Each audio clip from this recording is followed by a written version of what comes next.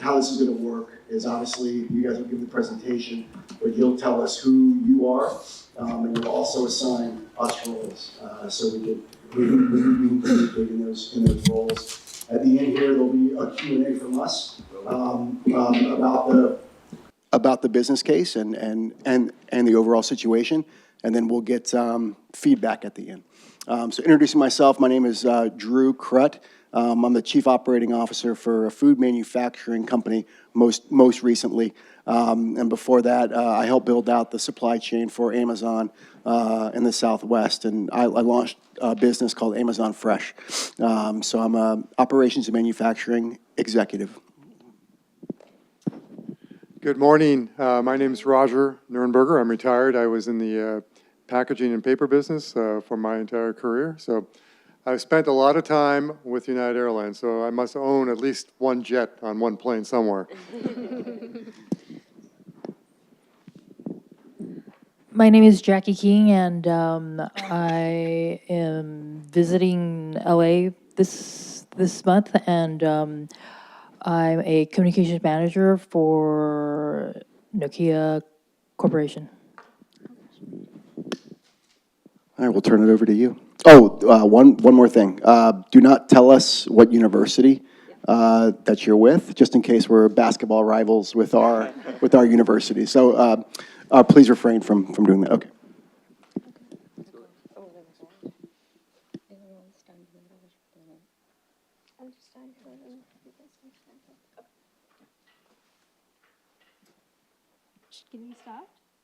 Can we start with the presentation? Okay. Okay. Firstly, we would want you to assume the role of the Board of Directors for of United Airlines, and we're an external consulting group. Okay.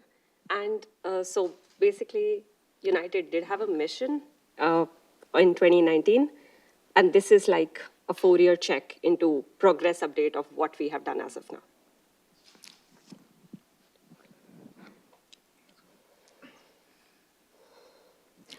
Good morning to the esteemed Board of Directors of United Airlines. My name is Javeria. I am a part of the Avian consulting group alongside my colleagues Tanmay, Gautam, and Apurva.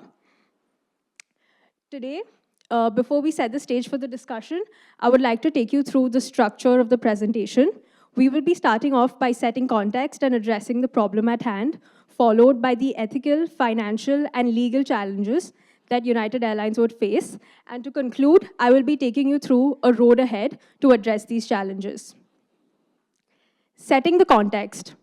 Today, we not only stand here as stakeholders of the aviation industry, but also as caretakers of the planet's future. United Airlines, which is a part of the aviation industry, is one of the hardest industries to decarbonize. However, United Airlines has already pivoted towards a greener future through its 2050 mission.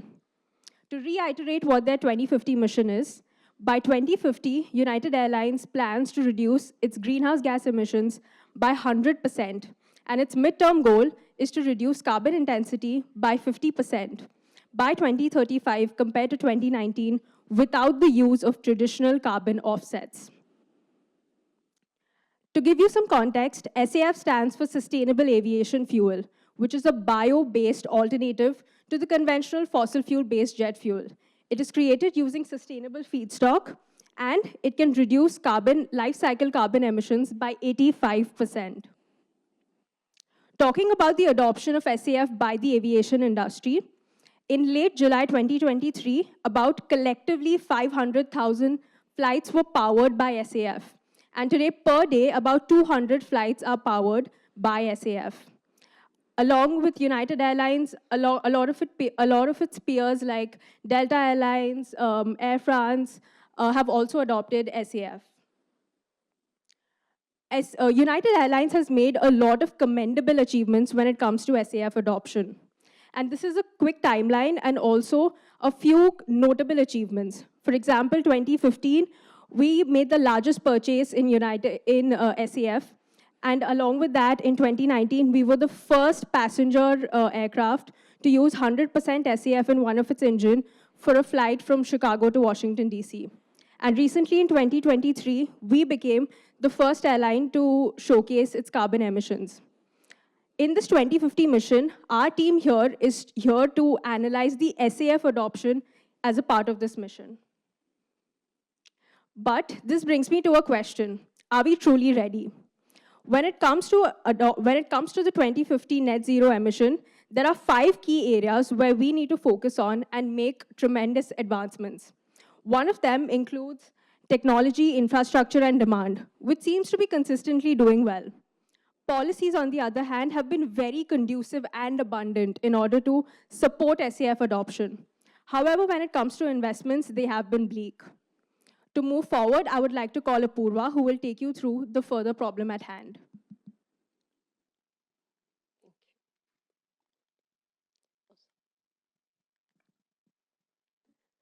A bold mission and a big commitment needs to be backed by bold action. We're here to discuss if United has done enough. So what's going wrong? Let me state a few facts. Of the 3 billion gallons of fuel that we had used in the last year, only 0.1% was SAF. We have invested in hydrofuel technology, we have invested in biofuel refineries, we have invested in bought planes that are run by EV. But we are yet to see any specific technological advancements. And lastly, there are not enough mandates to adopt SAF. Are we banking too much on the second and third generation SAF fuels? Are we expecting a miracle to happen? What if we end up failing our mission and also our ethical responsibility of environment stewardship and also use of sustainable resources? What's worse, what if we are accused of greenwashing our years of effort? Something needs to change.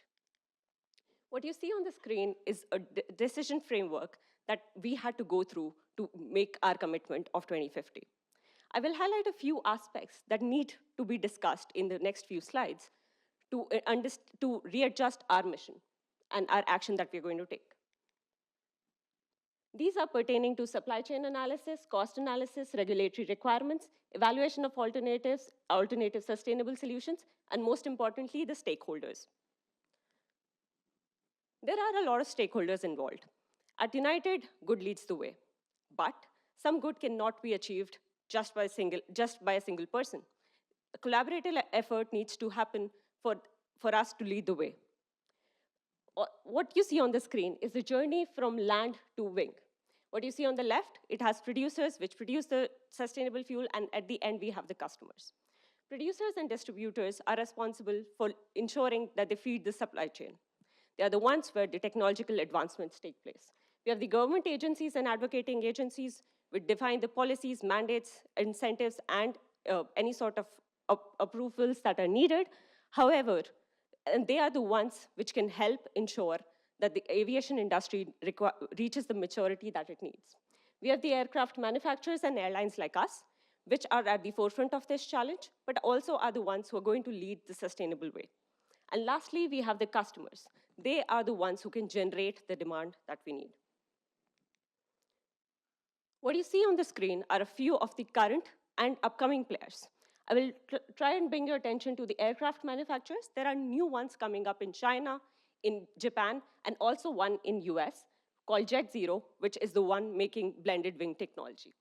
There are also new players coming up in producers and distributors, where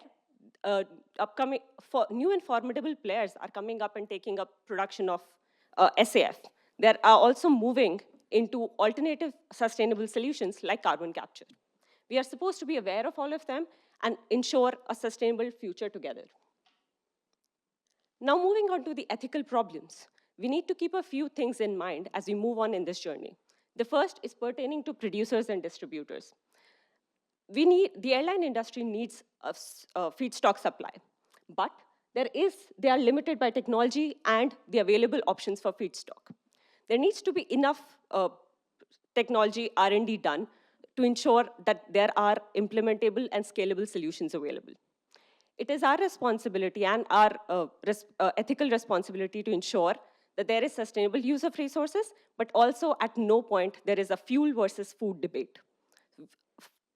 People like farmers can be affected by it, and there may be an ethical concern about land use and land prioritization. The second concern is what we face as airlines. It's important, we always face an environment versus economy. Are we getting enough profits? What we need to ensure is that whenever we face with a problem, it's our responsibility to ensure that there is a sustainable future. Further, we ensure that accessibility of air travel stays democratized. It's our responsibility to ensure that we spend enough on getting the alternatives to the aviation fuel available and at no point pass on the cost to unwilling customers. Thirdly, it's pertaining to government agencies and advocating agencies.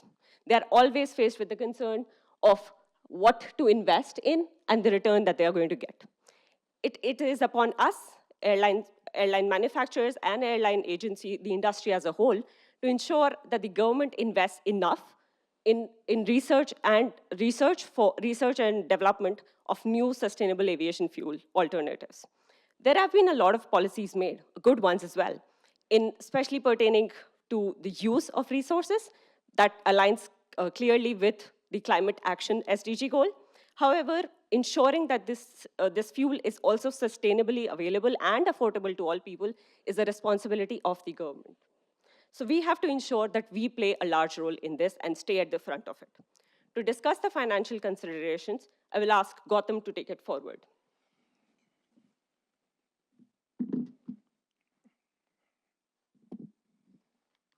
So thank you, Apurva, for going through the ethical considerations. So next, we go through the financial considerations that United needs to take care of while adoption of SAF to meet its carbon emission target reduction target by 2050. So let's first talk about the investments and initiatives that United has already undertaken. Firstly, let's talk about the 2015 $30 million investment in Fulcrum Bioenergy. So this investment is related to the production of SAF using waste that converts trash to low carbon jet fuel. In 2021, United entered into an agreement with Archer Aviation that is for the development of vertical takeoff and landing aircraft that has potential future use for future taxis. In February 2023, United Ventures Sustainable Flight Fund was designed, and it has already raised around $200 million in investment power that shows United's commitment to green aviation and advancement in technology.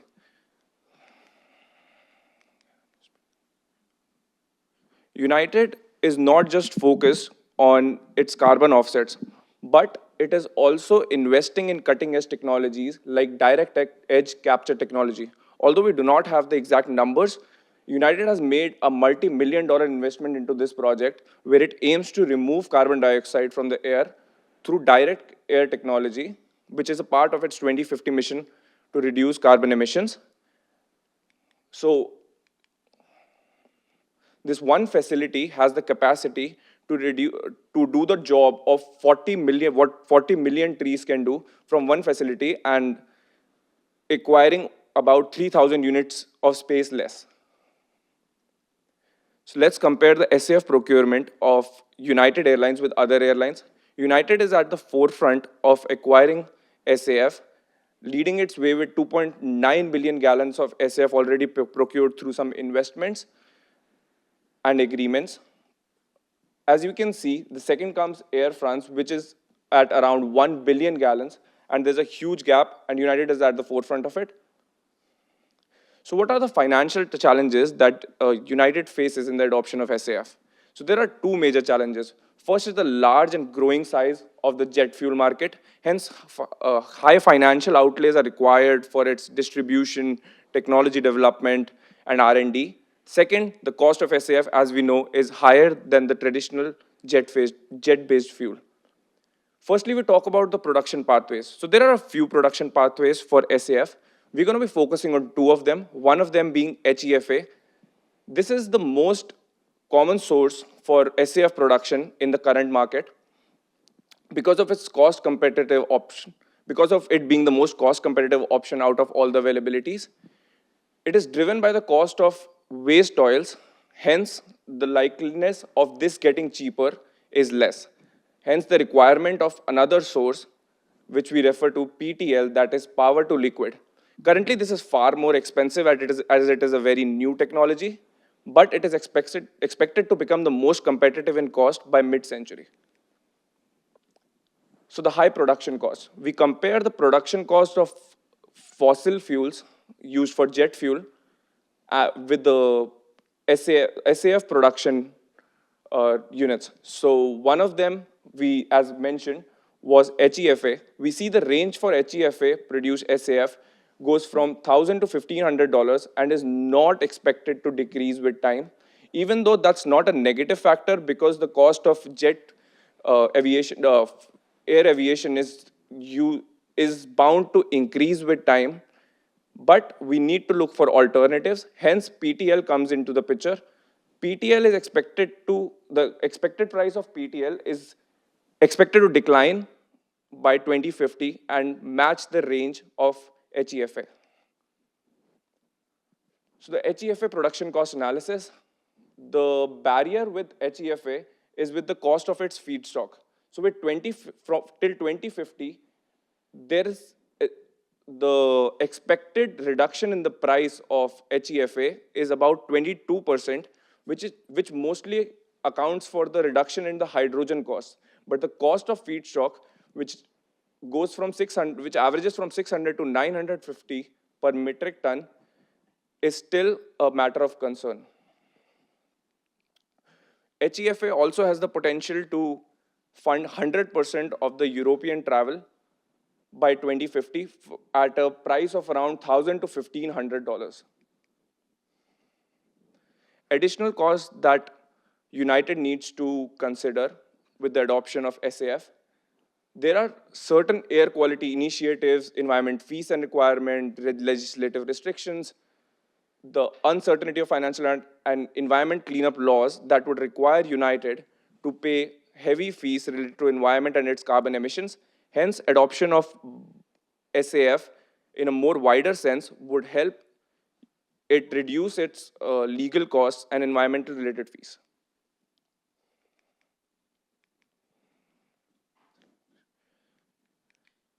So how can United finance the sustainable aviation fuel?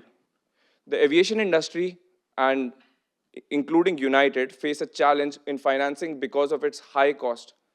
So let's break down the numbers. It is estimated that around $1.45 trillion will be needed by 2050 to develop the infrastructure needed for SAF production. This translates to about $48 billion of annual investment.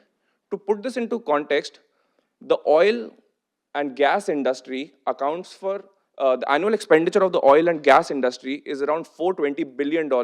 So investment in SAF would account for around 10% of it. United also need to consider the cost of purchasing SAF, which amounts to around $5.3 trillion. However, this investment is crucial as the demand for jet fuel is expected to double by 2050. While these investments do seem substantial, they are spread out at over 30 years, making them more manageable for each sub-period. So how can they finance this? The best option for United to finance its SAF production would be the global private sector, which accounts for $225 trillion in assets. Profits from the last 10 largest oil companies in 2022 was $450 billion. So investments from the private sector could really help United in the production of SAF and its adoption in the aviation industry. So what would be the financing strategy that we recommend? Being the external consultants, we recommend 5 strategies that would help United able to fund this SAF production. First would be partnerships. It should partner with governments, financial institutions, and industry, like aviation industry alliances, to develop SAF projects and secure long-term contracts. This would enhance investor confidence and boost investment from the private sector. Government subsidies. They should definitely seek government subsidies and incentives so that the initial costs are reduced, and that attracts private sector investments because of the low risk profile. Policy advocacy. Advocate for stable regulatory frameworks so that private sector is tempted to invest in this. blended finance options with companies that already have investments in the green investments, so that the private and public funds are mitigated to attract more capital, and R&D investment so that economies of scale are achieved and the price is reduced and SAF becomes more economical.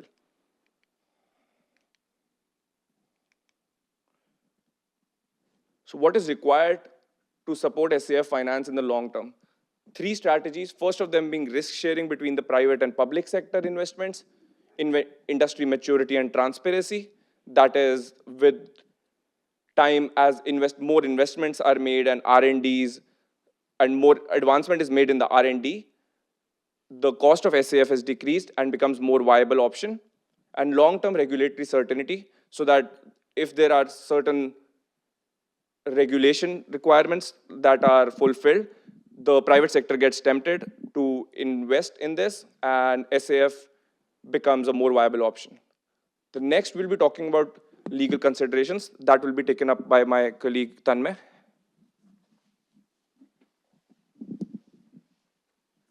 Thank you, Gautam. So let's talk about the legal considerations for United Airlines. So this is a timeline for the major regulations that were passed internationally as well as in the US and the European markets from 2009. So the talk for SAF has been going on since 2009 with the first resolution from the International Civil Aviation Organization. Following on this timeline, we can see in 2016, the CORSIA agreement was passed by ACO, in the International Civil Aviation Organization. The CORSIA agreement focused on reducing the net emissions from airline industries. It incentivized the companies to invest in carbon offsets to reduce their carbon emissions moving forward. The next major regulation came in 2022 with the Inflation Reduction Act, passed in 2022. The act itself provided incentives close to around $1.75 per gallon of SAF produced, and the airlines, United itself had lobbied for this act. It's inclusion of the tax credits in this act.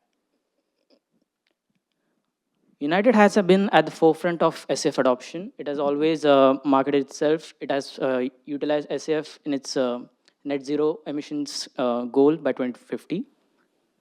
In addition to this, United has pledged to work towards the Biden administration's SAF Grand Challenge, which aims to collectively make 3 million gallons of SAF per year by 2030. It has a long-term goal of achieving 35 billion gallons of SAF production till 2050, which aligns with the United's goal of net zero emissions. United has also lobbied for the, as mentioned before, United has also lobbied for the inclusion of the tax credit in the Inflation Reduction Act in 2022.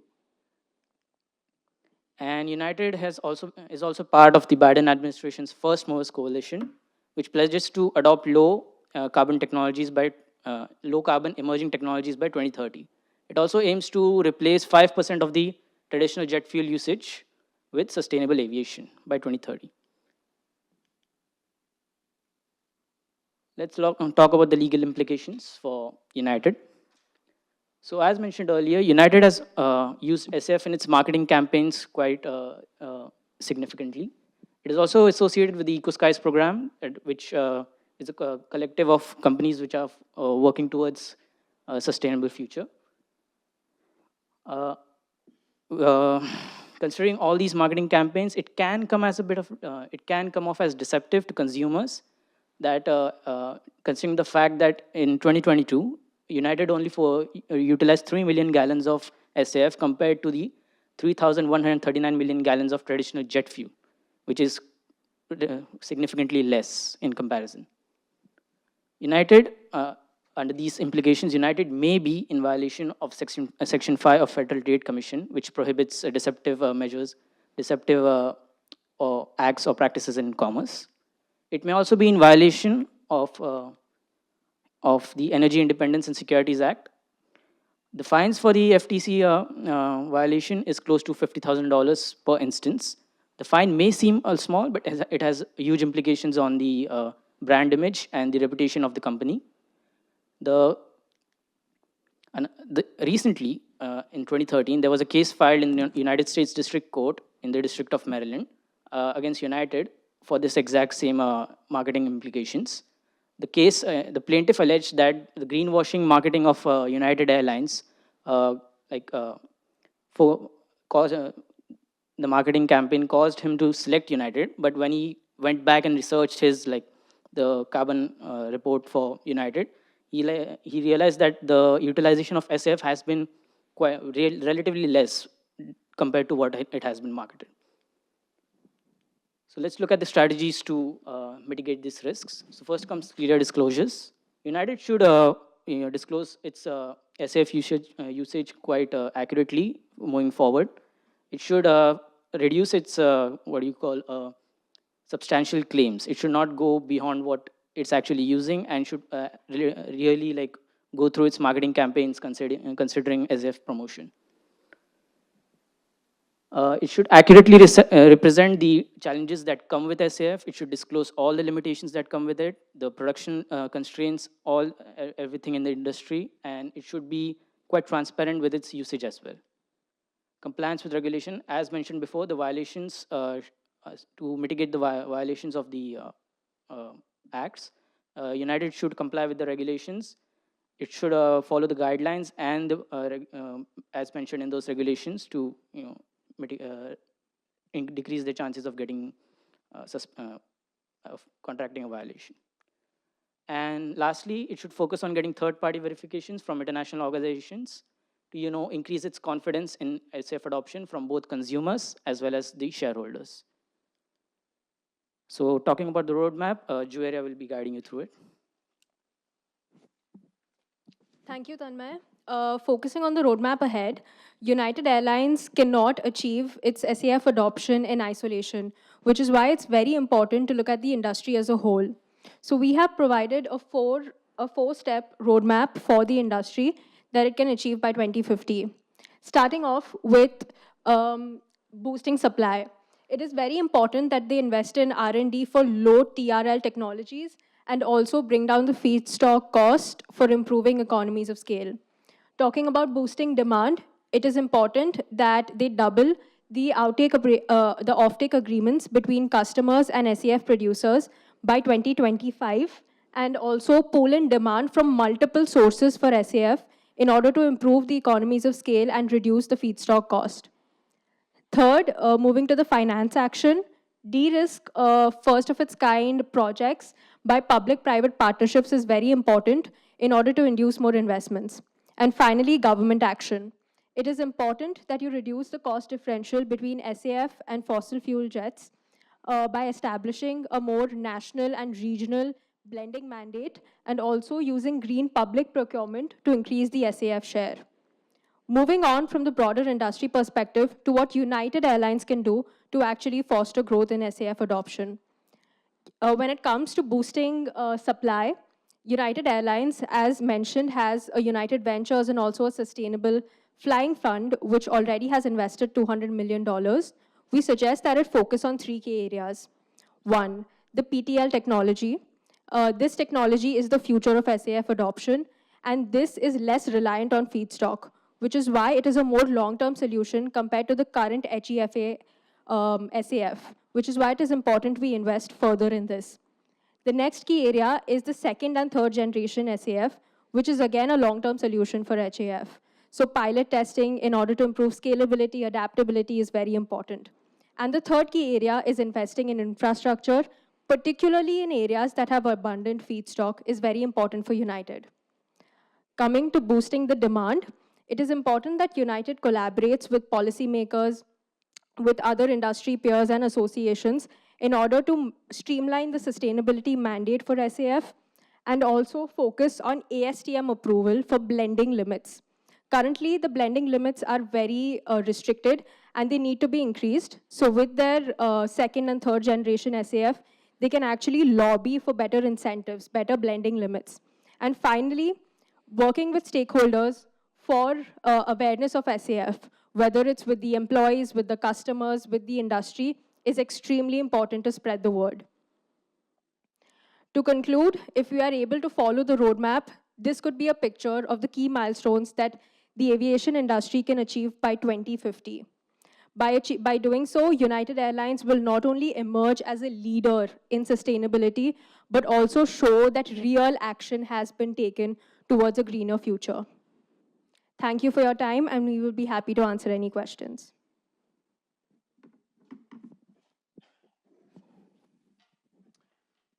Very good, thank you. Can you go way back to the supply chain slide, of the value chain? All right. Okay. I don't know how to. Okay. Can you just go PPT mode?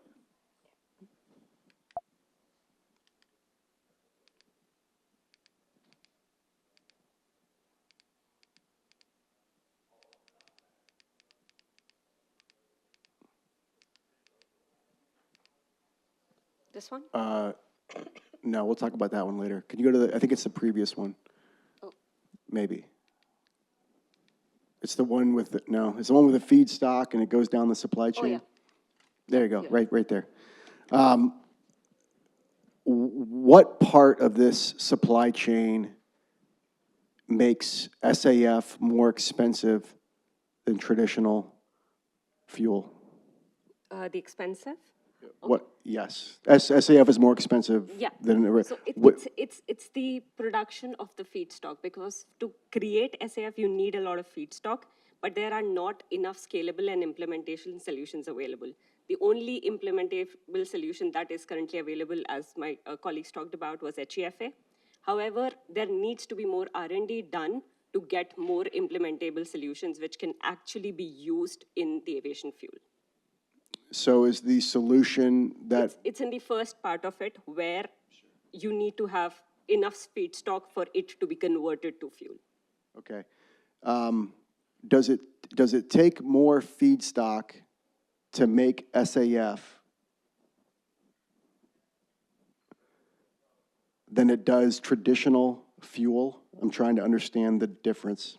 Okay, so when it comes to traditional jet fuel, it's the fossil fuels that we're Yes, using. yes. So the question is not just about what we want to do, but also the reasoning behind it. That is, all of this, when it's created, like for example, HEFA uses, currently it just uses oil. So there is nothing that uses a lot of land for it to be produced. However, fossil fuels uses something which is not even renewable at the moment. Sure. So we need to switch to something else. So where I'm getting at is what do we need to build in order to increase the raw material ingredients that makes SAF? Is that a field? Is that a farming mechanism with some kind of processing age? I'm trying to understand Okay. how it's made. Firstly, it would require more like farming and also infrastructure in order to get abundant feedstock. And also the on-ground operations of airport need to be supportive for SAF as well. So I would say mainly the finances would go into that. Okay. Have we thought through the comparison of building out all of this farms and supply chain, which is fuel and tractors and silos, and the supply chain gets a lot more complicated than oil and piping? Just have we thought through that when you think about scope 1, scope 2, right? Yeah. That's now we are introducing all these costs. I'm not saying they're more, I don't know, but those farms and tractors and logistics, those emit emissions. And while the airplane industry, absolutely, there was a study done on emissions per person on the airplane. It's huge. But something to keep in mind is you're building huge infrastructure in order to create this SAF that are people and cars and fuel and all of these things. Just Yeah, so So for that, I think United has already taken some initiative to take care of that. As I mentioned, United has been invested in technologies as well, direct air capacity technology, like let me just air capture technology, where it invested in a facility that actually, like United is not just focusing on its carbon offsets, it's also investing in those technologies that would help reduce the carbon footprint in the entire air that is caused by the operation of aviation. So that facility has the capacity of around this one, around 40 million trees in a single facility. What 40 million trees could do to reduce its carbon offset, that one facility can do. So it has already made a multi-million-dollar investment, becoming the first airlines to do so. So if more airlines actually join this initiative, rather than just focusing on their carbon offsets from aviation, also focusing on the part what can be done on ground for it, I think this could be a viable solution to remove the reduce the carbon. And as for the financial aspect, PTL is also one of the sources that is arising, that is power to liquid. Um, the economies of scale for this would also be great with time. That is by 2050, PTL is also expected to become one of the major production sources of SAF. That would really, because the fossil fuel prices are expected to increase, the aviation demand for jet fuel is expected to increase. So these sources are really important, and investment for R&D and more capital invested through private and public partnerships would help make them more financially viable. And yeah, I think these are the 2 points that I feel would. Another thing that I would like to add to it is they have considered the scope 3 emissions as well when they talk about the amount of investment needed. So it's not just their direct emissions that they are concerned about. They have also thought about the amount of indirect and scope 3 emissions that will be required when they come up with these calculations. First, a technical question. On PTL, what's the base stock to produce PTL? Sorry? What's the base stock to Feedstock, produce feedstock PTL? I mean, for I get the farming and you're growing vegetables and converting that to oil and converting that to fuel. What is the PTL technology? What changes when you use PTL? It's more based on hydrogen. It's more hydrogen-based, I would say. It also requires waste materials like HEFA. It is pretty similar. But PTL is more about using hydrogen, and it is a very new technology. So we have very limited availability of it, but it has shown potential to become more cost efficient with more, like it requires a lot of more R&D for PTL to become viable. But right now, the best option we have is HEFA. Also, this PTL uses more hydrogen and less of the Feedstock. So, for example, this one uses vegetable oils, waste oil, and fats. However, this one uses a little amount of plant produce, but more amount of hydrogen. So that is why we are expecting it to cause less amount of emission and lesser costly as well. Also, like hydrogen costs are like for HEFA, as we saw, like for HEFA, the cost for hydrogen is expected to decrease. So since PTL is more hydrogen based as compared to feedstock based, the economies of scale would be great, and it could become a viable solution in the future. So while you have that slide up there, I look at that, I go, geez, how am I going to do this? I mean, fuel cost is $620 versus $1,100 by 2020 or $1,400 now, so it's double at minimum, right?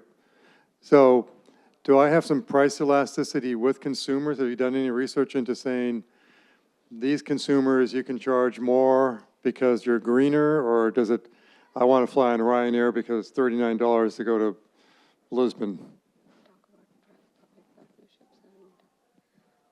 So, yeah.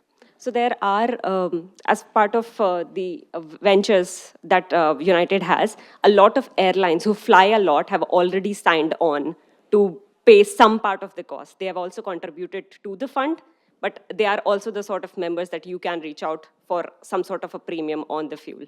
So they have agreed to be a part of supporting sustainable aviation fuel usage. But how to finance it, that part was covered by Gautam when he mentioned the public-private partnership and a lot of, and of course supported by government subsidies, but a lot of it will have to come from private partners. Okay. I'm also skeptical of any third-party certifications. So who did you have in mind for the third-party certification? And I know you use the term that we're exaggerating our numbers, but then you also showed a slide that says we're actually the best when it comes to the amount of gallons used. So how can we exaggerate? We can at least say we're the best in terms of usage, right? So who's the third party? And just a sidebar comment on. So the third party in question would be the American Society for Testing and Materials. So they have two directives, specifically ASTM 7566 and ASTM 4054. 7566 mostly focuses on what goes in the SAF. It's specifically talking about the specifications of SAF, the types of material used, what qualifies as SAF and stuff. 4054 is for the upcoming second and third generation of SAF. 4054 like sets out guidelines or procedures for SF approval. Right. So United can if in case United goes on with it focuses on promoting some other next generation of SAF, it can get certifications from those two certifications, and mostly the European Union as well is focusing on those two it requires those two approvals to fund SAF in the future. Okay. So crazy as it sounds, the state of Tennessee recently passed some legislation about 2 weeks ago. I don't know if you heard about it. They don't want to have any planes flying above doing any bioengineering in the atmosphere. Crazy stuff. But what's the state of Tennessee going to say? Well, this is bioengineered. I don't know what it is. I want fossil fuels only above my state. Do you anticipate either countries going one way and saying you can't fly over Switzerland if you have fossil fuels and other people taking extreme approach to something else? I mean, any thoughts on that? So, I mean, it is a big concern, like if states come out and say we don't want SAF, but so government has to, the Biden administration right now and in future, if the other administration has to focus on awareness of this, because as we know, fossil fuel, the future for it is quite limited. It will finish one day. We have to focus on sustainable, other alternatives for this. I mean, right now, even if states oppose, in the future, we hope with awareness and with lobbying, states will start approving testing and R&D in their own states as well as internationally as well, other countries, specifically in the European Union, where it has been on quite a big debate in the past years. Like countries will come forward, will start, providing their services, their intelligence related to SAF, the private companies in those international collaborations with different manufacturers for energy sources as well. So we are hoping that awareness itself and the talk of SAF, which has been on the rise recently, will help pass more legislations, more regulations, and hope for a bright future always helps. When you're implementing this, your plan, what do you find is the most difficult part of your implementation? Is it the cost of feedstock? And if it is, what would be the second most difficult part of implementing your plan? Could I get I didn't get the second part of the question. If your main difficulty is not cost of feedstock in implementing your plan, what it would be your second most difficult difficulty in implementing this plan? The second most difficulty then would be the financing, because as we mentioned, the cost of traditional jet fuel is like 1/3 of the cost of SF at the moment. I mean, at no point we would want that the cost makes the democratization of air travel less possible and lesser people are able to access the air travel, which actually took so much time to happen.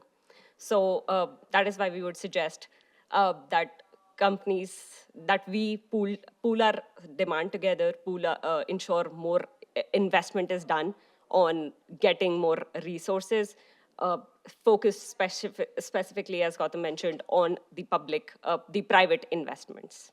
So that would be the second most, yes. And also in your presentation, there's one slide that says one of your partnerships could be with GFANZ. What is GFANZ? These are like some alliances that are there in the aviation industry that are focusing on SAF. So there are like certain more alliances. I'm not very aware of the names right now, but these are some alliances that are like one of the funds that United has. These are some funds that even other airlines have had. So these like collaboration between these. But what kind of company is GFANZ? These are like aviation industry, all the aviation airlines, like aviation industry companies that are in collaboration. So that's like an investment pool that they put up among themselves for this SAF. Thank you. Do the plane engines need to be different to be able to properly combust SAF as opposed to regular fuel? One of the major advantages of SAF is the drop-in capability. So the engines would not require a separate, different engine to use SAF. The current flights can use SAF. It's just that there is a blending limit. So it needs to be blended with a regular fuel. So right now it's about 30% is the blending limit. But in future, that is the goal of research and development so that we can increase the blending limit and use 100% SAF powered flights. But that's the main advantage of SAF. You do not need a new engine or a new aircraft to be manufactured for it. Okay, that makes sense.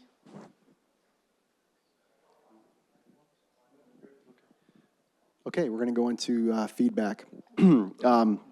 Again, this is feedback, so we're gonna positives and negatives, right? I was a management consultant for the Big Four for years. I briefed a lot of boards. I know how much work. 53 slides is a lot of work, and this is not an easy deck to make.